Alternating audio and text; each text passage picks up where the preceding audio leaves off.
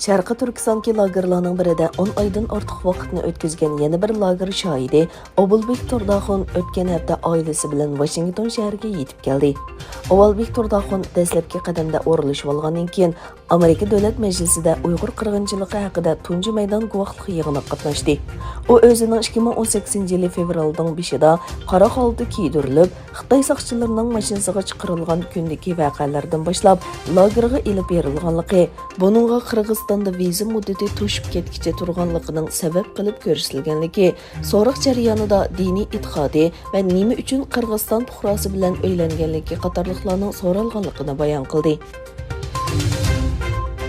Xitoy Tashqi ishlar ministri Wang Yi Amerikaning Hind-Tinch okean strategiyasi keltirib chiqargan qarshi elishining Ukrainaga o'xshash rayondagi fojialarni keltirib chiqarganligini ogohlantirdi.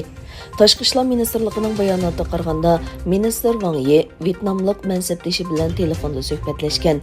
Yig'in jarayonida Wang Osiyo davlatlariga tinchlik va muqimlikning naqadar qimmatli ekanligini, qutblashish to'qinishining tugamas xatar elib keladiganligini eskartgan. Rossiya Tashqi ishlar ministrligining bayonotchisi Mariya Zakharova Shvetsiya va Finlandiyaning Shimoliy Atlantik ahdi tashkilotiga qo'shilishining Shimoliy Yevropaning tinchligi va muqimligiga positiv oqibatlarni elib keladiganligini bayon qildi. Yana bir tarafdan Finlandiyaning Yevropa ishlari ministri yaqinda Shimoliy Atlantik ahdi tashkilotiga iltimos sunishi mumkinligini e'lon qildi.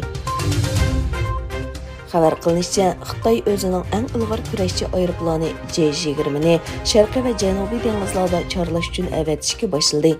J-20 jasuslik aeroplanining dastlabki nusxalarida Rossiya motori ishlatilgan bo'lib, ammo navbatda Xitoy davlat ichida ishlab chiqarilgan qo'sh motorlarni ishlatgan.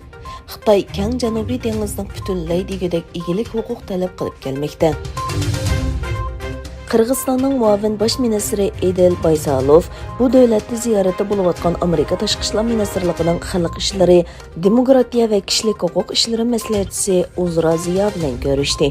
Ma'lum bo'lishicha, Uzra Ziya buningdan ilgari Qozog'istonning poytaxti Nur-Sultonda Qozog'iston prezidentining xalqaro hamkorlik alohida vakili Erkan Kazixan va Qozog'istonning birinchi tashqi ishlar ministri Okan Rahmatlin bilan ko'rishdi.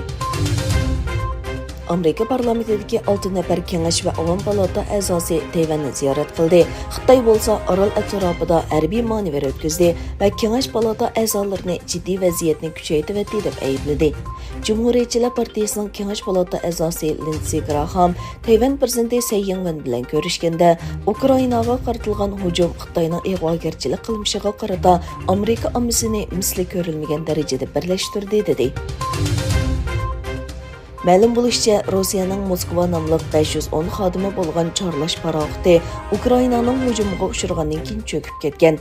Amerika Davlat mudofaa ministrligining bir amaldori Rossiyaning Moskva urush paroxti Ukraina qo'yib bergan 2 Neptun boshqarilgan bombaning hujumiga uchraganlikdan cho'kib ketdi dedi.